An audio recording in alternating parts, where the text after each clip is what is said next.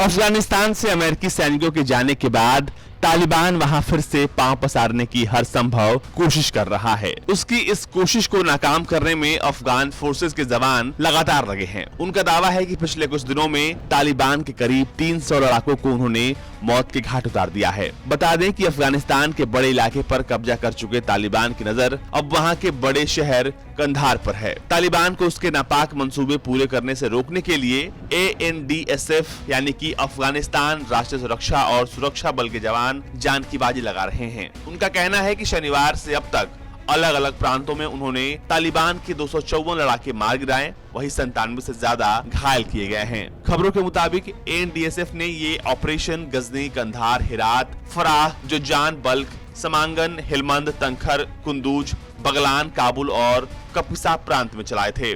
तालिबान से जुड़े आतंकियों को मारने के साथ साथ फोर्सेस ने 13 IED भी बरामद करके उसे डिफ्यूज कर दिया है। अफगानिस्तान के रक्षा मंत्रालय ने बताया था कि कंधार प्रांतीय केंद्र के बाहर इलाके पंजवे जिले में 11 आतंकियों को मार गिराया गया था। अफगान विदेश मंत्रालय के मुताबिक तालिबान के 183 जिला केंद्र और 19 सीमावर्ती जिले को कब्जे में लिया हुआ है। तंखर, कुदूंज, बदखशां, हेरात और फराह प्रांत के कुछ इलाके ऐसे भी हैं जिनके क्रॉसिंग पॉइंट पर तालिबान के कब्जे की वजह से इधर उधर जाना या सामान पहुंचाना मुमकिन नहीं है, लेकिन अफगान फोर्सेस तालिबान को खदेड़ने की पूरी कोशिश कर रही है। जुलाई में 70 जिले तालिबान के कब्जे में थे। इनमें से 11 को जुलाई के आखिर तक छुड़वा लिया गया था। इनमें से कुछ पर फिर से तालिबान हावी हो गया था।